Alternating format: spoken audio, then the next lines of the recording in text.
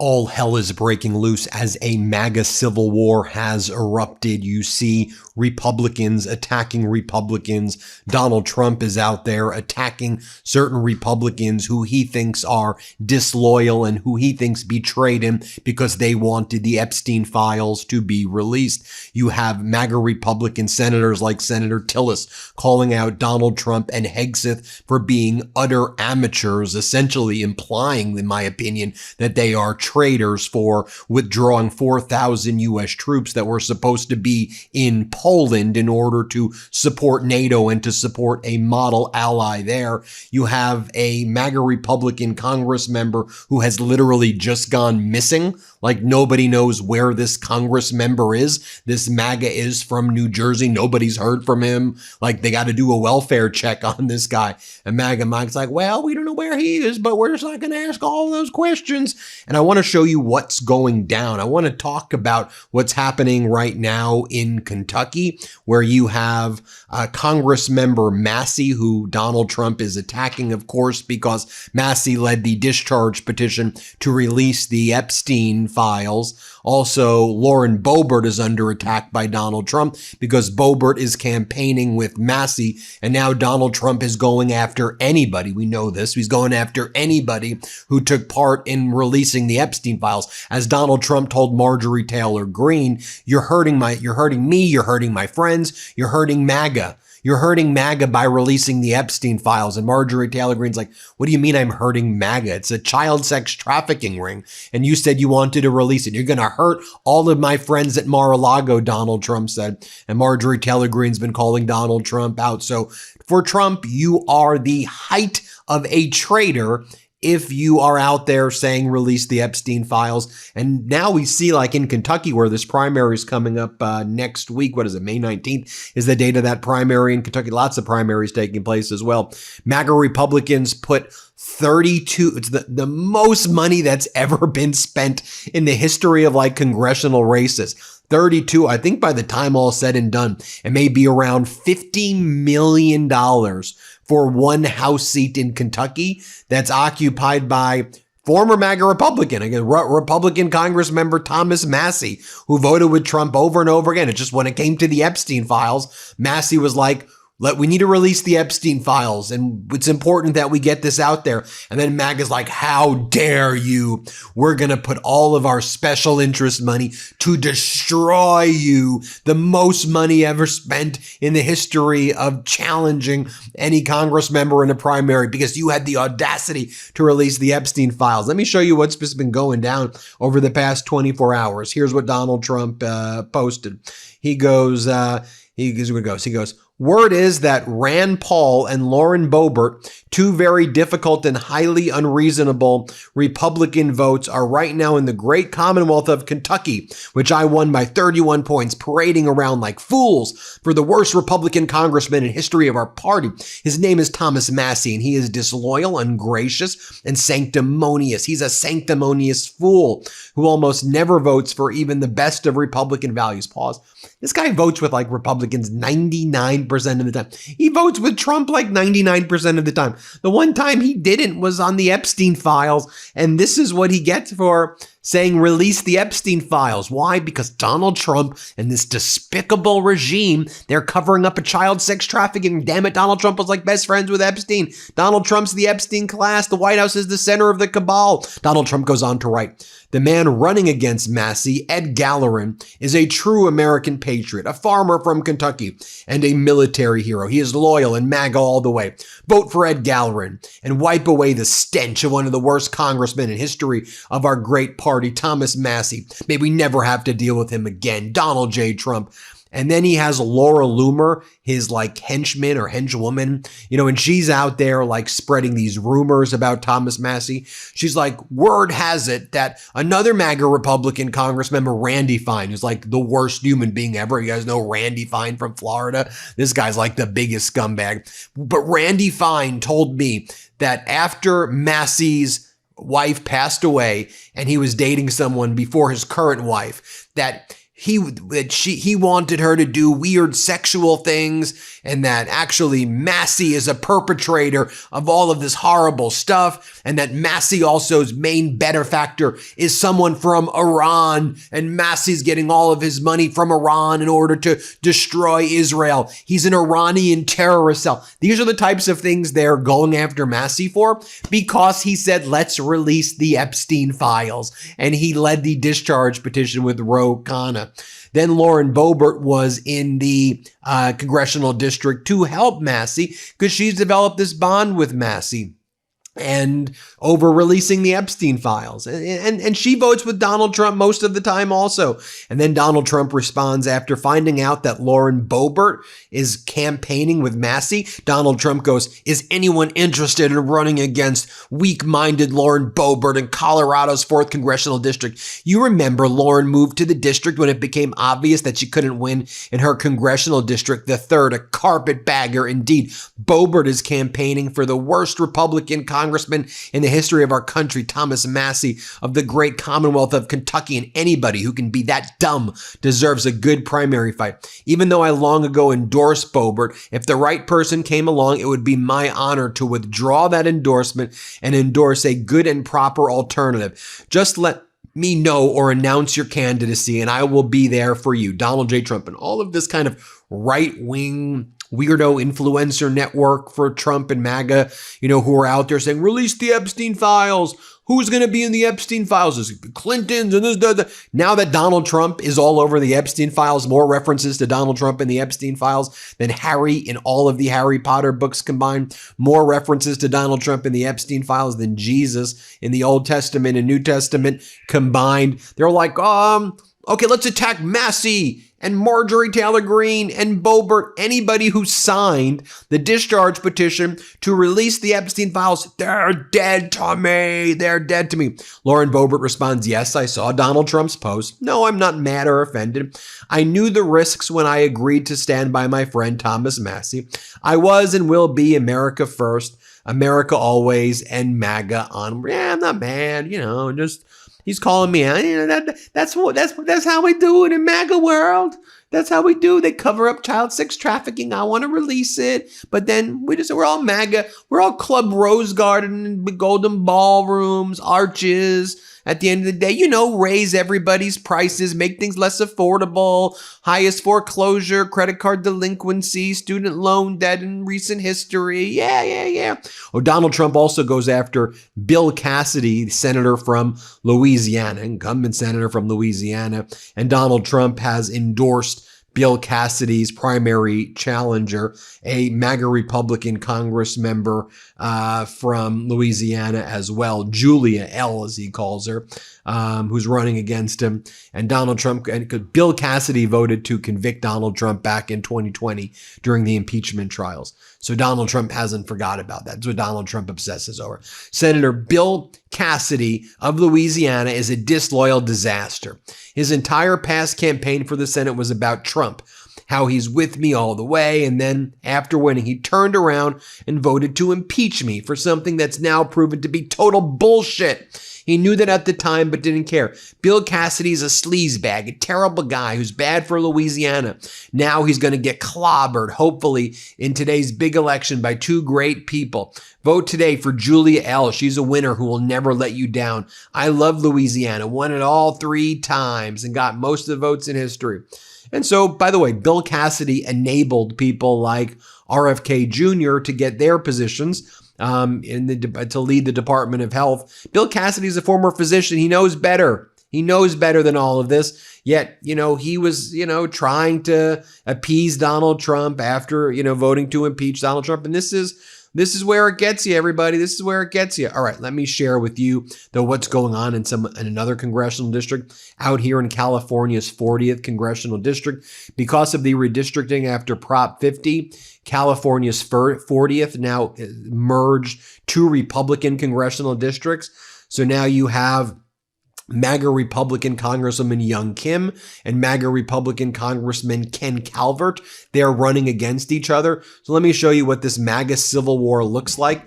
Watch this ad by Young Kim attacking Ken Calvert, and she goes after him for like prostitutes. She goes after him for, for having women service him. Watch this. Here, play this clip.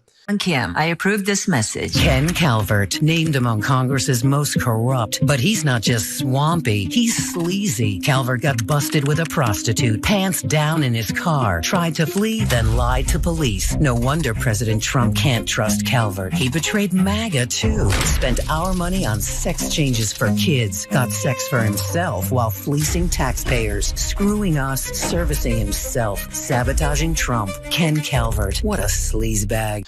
And just take a look at this completely crazy and defamatory ad in Kentucky's 4th Congressional District, Massey's seat, where you have the MAGA Republican candidate and all these PACs.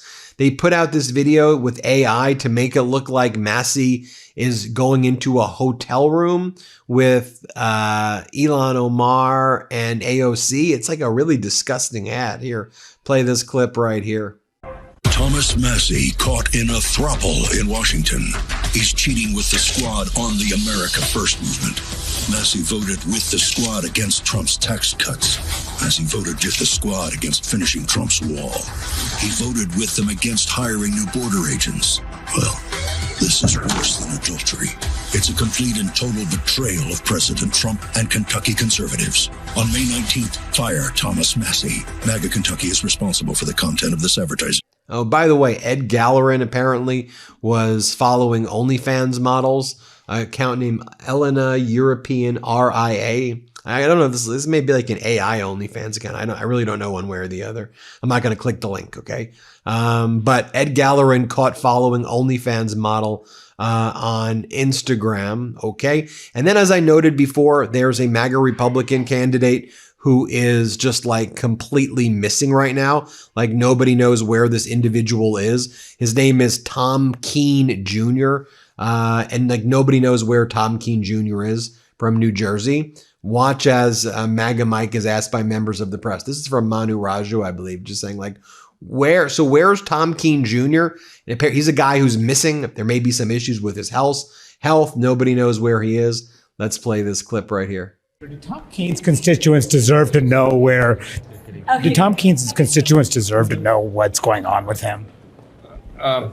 Tom Keene has a medical issue, and that's all I know about it. It's all I can say about it. You haven't spoken to him about it? Have you spoken to him? I have spoken to him about 2 weeks ago. I'd reached out to him to check on him, and he called me, and we had a short, very positive conversation. He sounded great. He said he was out on a medical issue, and he'll be back as soon as possible. Can you continue to serve? That's the full extent of what I know about it, and it's a personal thing, and obviously I told him that we're praying for him, and we need him to get back as soon as he can. Can you run for re-election? Of course he can. Of course he can run for re-election. He's been an extraordinary representative for his district, and he comes from a great long line of public servants who have an extraordinary reputation in that state. And he's going to do a great job. So, like everyone, sometimes things happen that are out of our control. We have medical issues. We got to deal with them. But so that's what this is. Should he detail what this medical issue is? So yes, a MAGA Republican Congress member from New Jersey, Tom Keene Jr., is literally missing right now. MIA. I want to bring in the Democratic candidate who's running against Thomas Keene Jr. Her name is Rebecca Bennett, and Rebecca Bennett is a former U.S. Navy helicopter pilot, an officer in the Air National Guard, a business leader in healthcare, a mom of two, and as a Navy helicopter pilot, she led missions flying a helicopter in the Strait of Hormuz to help ships with safe passage passage there. So I think a very important person to have in Congress right now, whereas the MAGA guy is missing. No one knows where he is. Let's bring in the interview that I just did with Rebecca Bennett, who's running for New Jersey's 7th Congressional District. And I want to ask her a lot about the Strait of Hormuz issues as well. She was a Navy helicopter pilot. Let's bring in my interview with Rebecca. Rebecca Bennett, great to see you. Rebecca, you were a Navy pilot, a helicopter pilot. You flew over the Strait of Hormuz. You've led teams over the Strait of Hormuz. You're running against MAGA Republican Congressmember Tom Keene Jr., prolific stock trader who's also gone missing. No one knows where he is. He's like disappeared for 2 months. His staff says, don't worry, he's around, but like he's not voting. No one's seen the guy. So that adds another interesting wrinkle to this race. But this is one of the districts when people are saying that Democrats should be able to flip congressional districts. Your district, New Jersey's 7th, is viewed really as kind of a big bellwether, a seat that people are very excited about your campaign. So we've got a lot to discuss, in other words. But I guess first, since you and I talked, that predated Donald Trump, Netanyahu going into Iran, the invasion of Iran, and now the Strait of Hormuz is closed. As a Navy helicopter pilot, and you led teams in that role as an officer, you know a thing or two about that region. So as we're doing this interview, what's your perspective on just what's going on there right now? Yeah, well, first of all, thanks for having me back on. It's great to see you. And, I'll just say this is really personal for me. I flew and I was in the Navy for over 15 years, and I deployed to the Middle East in support of Operation Enduring Freedom, which was the Afghanistan war. And I personally flew and led missions through the Strait of Hormuz, where it was my helicopter in between the Iranian ships and the aircraft carrier to make sure we had safe passage through that airspace and water space. And, I'll just say anytime we're going to go put American service members in harm's way, there needs to be a clear motivation, clear objectives, and a clear exit strategy. And we haven't seen any of that from this administration. And unfortunately, what we're seeing is that they are learning in real time that it is much easier to start a war than it is to stop one. And so I think that's why it's important we have people that understand the stakes of this and are going to be able to go hold this administration accountable for what they're doing over there.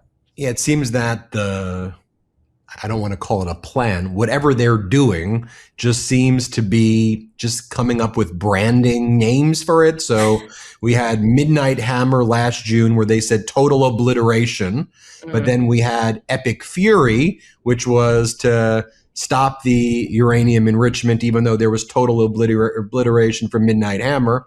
Then they said Epic Fury smashing success because Trump says it's genius. We gave him the Strait of Hormuz, and that now helps our oil companies here. Then they had Project Freedom, which lasted, 12 hours, 15 hours. And then they had Project Freedom Plus, which never even actually happened. And now they're talking about Operation Sledgehammer. You've actually, as a helicopter pilot, led teams to help give free passage over the Strait of Hormuz. So you knew how predictable it was that if this war was started, Iran would try to stop that safe passage because you've dealt with the issue of safe passage. Talk to us about that a little bit and what it actually means, though, to give safe passage, you as a helicopter pilot, and why right now we can't give safe passage. Like, how come we were able to do it when you were a Navy helicopter pilot, but now all of a sudden we can't do it?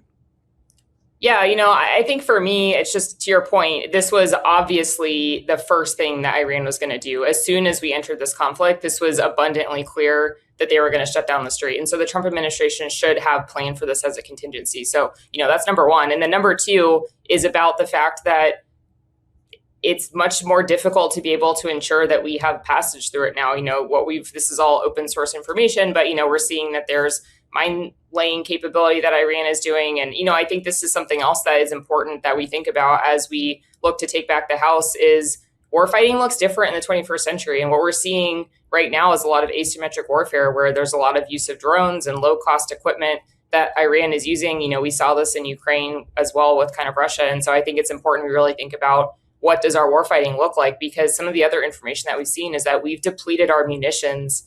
It's going to take us years to be able to rebuild and, millions of dollars to be able to rebuild the munitions that we've depleted with this war. So I think it's also about thinking strategically about the impact and what we've done to our military readiness from, a long-term perspective as well. What caused me a lot of concern is in the back of my mind, I would say, you know what?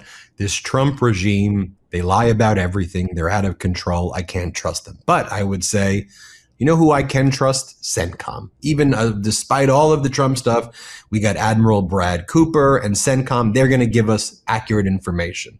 But sadly, what I've been finding is I don't know if Trump's writing the CENTCOM tweets or the posts, but CENTCOM hasn't really been given a lot of accurate information out there like I thought they would.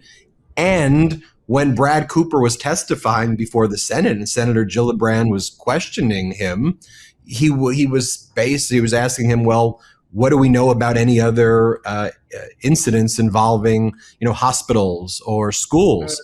And he goes, well, we don't know any of that. And she goes, well, are you looking into it?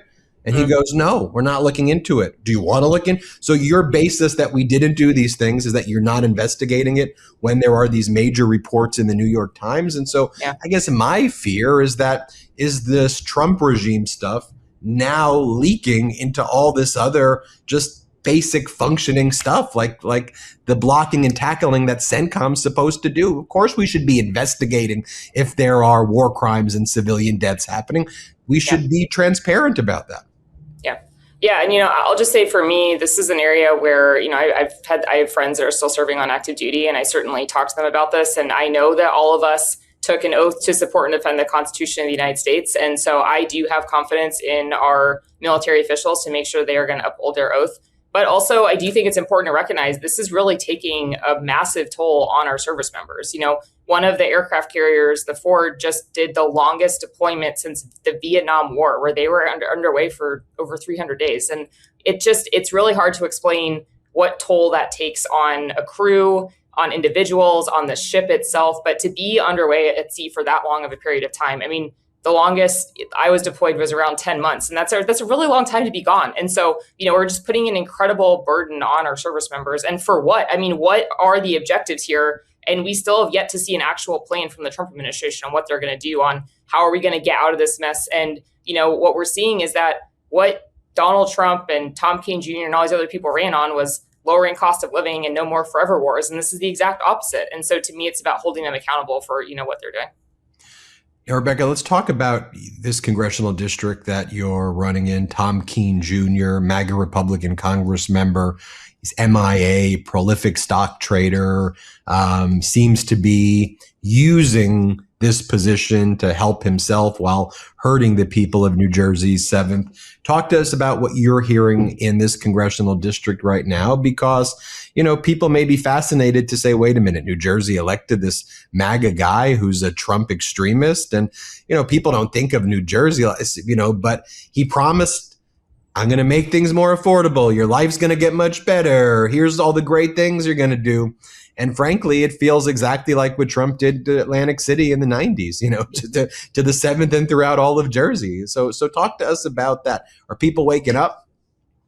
Yeah, I think they are. And, I will just say that, Tom Kean Jr. has been pretty notorious for this for, a long time. And actually, when he ran a couple of cycles ago, he had a secret website where he had one version for conservatives and one version for everybody else. And he literally had two different policy positions. So he had on the regular website, he was pro-choice, and on the conservative website, he was pro-life. And so I think it's like, what do you actually stand for? What do you believe in? And so from to your mention on the corruption piece, that was something that he ran on very strongly, about saying he was going to put all of his assets in a blind trust. And shocker, he did not, in fact, actually do that. And, I'll just say, I've signed on to the End Citizens United pledge, which is getting dark money out of politics. I'm not taking any corporate PAC money. I also believe very strongly that we need to ban members of Congress from trading stocks. It's just insider trading. They should absolutely not be able to do it. And so, I'll just say, for me personally, I've already divested all my individual stocks. So I think you should practice like you preach. And, just to the corruption piece too, only 4% of his donations are small dollar donations. Whereas, I'm very grateful. I've had over 13,000 people donate to my campaign, and 93% of my donations are $100 or less. And so we are seeing a ton of grassroots support and momentum and enthusiasm to be able to flip the seat and actually send some principled, ethical leadership down to Washington. The new ad that you had that was just released is called For Them. And it talks about how you're running for your daughters to fight back against lawlessness and corruption. When I'm recording, I sometimes will hear my daughter in the background. She'll knock on the door. And I think beyond political party, Democrat, Republican, and Independent, I've always been kind of preaching on this network. It's also just kind of for them. And I think tragically, their generation and people older, all they've seen is kind of Trump, and kind of Trump, again. And they don't realize that when we talk about things like the Voting Rights Act, the Civil Rights Act, campaign finance, the creation of the EPA, these were not some like, whoa, lefty liberal, whatever concepts. I mean, the EPA was created under Nixon. The Civil Rights Act was bipartisan. Campaign finance was McCain and Feingold. And so there was a time where Democrats and Republicans would come to compromises and create things that would make the country a better place. And that doesn't exist. And I don't even think for them even realize that can exist again. And I want them to know there actually can be a world where we function and we have set aside the politics, smart people, grown-ups, adults, compassion, empathy, and not the bullying and the hate and the cursing and the spewing and the nonsense. So I'll give you the final word on that piece, because I think it's so important. Yeah, well, I'll tell you my background, I have the Vote for Mom sign, which one of my daughters made for me. But, I'll just say that I 100% agree with this. And I will just say this was one of the first things I thought about when we saw that Donald Trump was going to get reelected is this is who's going to be president when my oldest daughter is learning about civics. And he's a bully. And to me, it's about we need to have good role models for our kids. And I think that you can be strong and kind at the same time. They're not mutually exclusive. And having empathy is not a weakness. And so to me, it's exactly what you said, which is I think people are exhausted by this and they're looking for, principled, ethical servant leaders that are going to be able to go actually get stuff done. And also at the end of the day, we're all Americans and we're on the same team and we do just want what's best for our kids. And so I'm still optimistic that we will be able to move past this era of division and polarization and ultimately make sure we're leaving stuff better off for our kids, because that's what I think we all want. Rebecca, where can people learn more about the campaign and anything else you want to say to our 7 million subscribers? Yeah, well, first of all, thanks again for having me on. It's great to see you. If people want to learn more, they can go to my website, RebeccaBennettForCongress.com. Please make sure to follow me on social. I'm Rebecca for NJ07. If you guys are able to chip in, that would be super helpful. But yeah, it's great to be back on. So thank you. Rebecca Bennett, running for New Jersey's 7th Congressional District, Navy pilot, mom, hard worker. Great to have you on. Thank you. Everybody hit subscribe. Let's get to 7 million. Want to stay plugged in? Become a subscriber to our Substack at MeidasPlus.com. You'll get daily recaps from Ron Filipkowski, ad-free episodes of our podcast, and more exclusive content only available at MeidasPlus.com.